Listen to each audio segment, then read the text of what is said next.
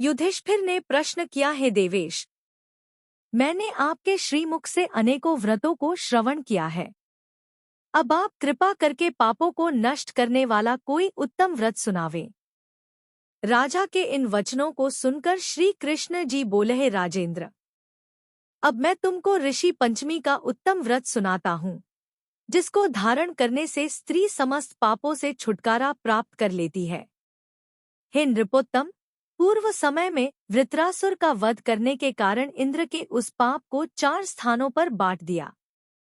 पहला अग्नि की ज्वाला में, दूसरा नदियों के बरसाती जल में, तीसरा पर्वतों में और चौथा स्त्री के रज में।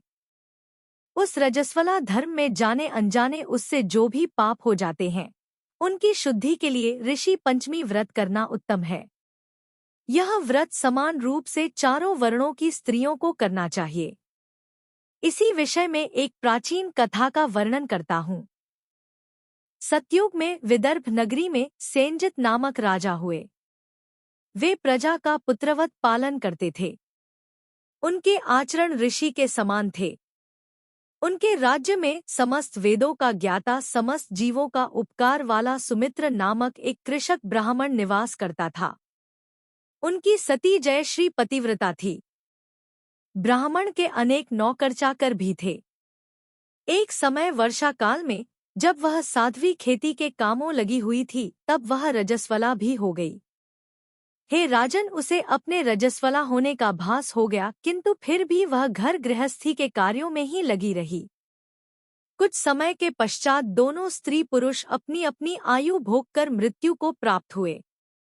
जय श्री अपने ऋतु दोष के कारण कुतिया बनी और सुमित को रजस्वला स्त्री के संपर्क में रहने के कारण बैल की योनि प्राप्त हुई। क्योंकि ऋतु दोष के अतिरिक्त इन दोनों का और कोई अपराध नहीं था, इस कारण इन दोनों को अपने पूर्वजन्म का समस्त विवरण याद रहा।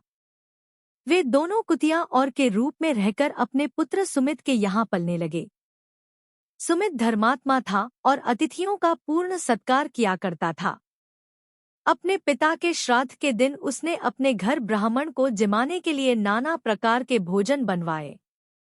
उसकी स्त्री किसी काम से बाहर गई हुई थी कि एक सर्प ने आकर रसोई के बर्तन में विष उड़ेल दिया।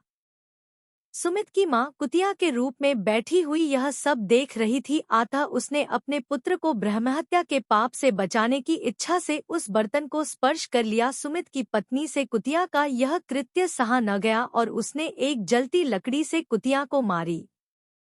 वह प्रतिदिन रसोई में जो जूठन आदि शेष रहती थी उस कुतिया के सामने डाल दिया करती थी, किंतु उस दिन से क्रोध के कारण वह भी उसने नहीं दी।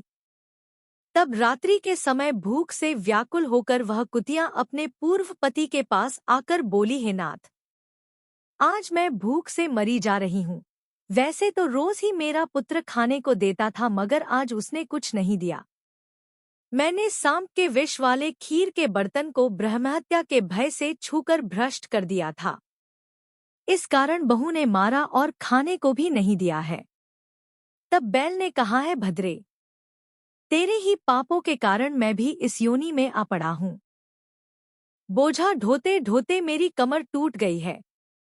आज मैं दिन भर खेत जोतता रहा। मेरे पुत्र ने भी आज मुझे भोजन नहीं दिया और ऊपर से मारा भी खूब है। मुझे कष्ट देकर श्राद्ध को व्यर्थ ही किया है। अपने माता पिता की इन बातों को उनके पुत्र सुमित ने सुन लिया। उसने उसी समय जाकर उनको भर पेट भोजन कराया और उनके दुख से दुखी होकर वन में जाकर उसने ऋषियों से पूछा, है स्वामी, मेरे माता पिता किन कर्मों के कारण इस योनि को प्राप्त हुए और किस प्रकार उससे छुटकारा पा सकते हैं। सुमित ने उन वचनों को श्रवण कर सर्वतपा नामक महर्षि दया करके बाले पूर्व जन्म में तुम्हारी माता ने अपने उच्छृंखल स्वभाव के कारण रजस्वला होते हुए भी घर गृहस्थी की समस्त वस्तुओं को स्पर्श किया था और तुम्हारे पिता ने उसको स्पर्श किया था। इसी कारण वे कुतिया और बैल की योनि को प्राप्त हुए हैं। तुम उनकी मुक्ति के लिए ऋषि पंचमी का व्रत धारण करो। श्री कृष्ण जी बोले, हे राजन, महर्षि सर्वतपा के इन वचनों को श्रवण करके सुमित अपने घर लौट आया और ऋषि पंचमी का दिन आने पर उसने अपनी स्त्री सहित उस व्रत को धारण किया और उसके पुण्य को अपने माता पिता को दे दिया। व्रत के प्रभाव से उसके माता पिता दोनों ही पशु योनियों से मुक्त हो गए और स्वर्ग को चले गए। जो स्त्री इस व्रत को धारण करती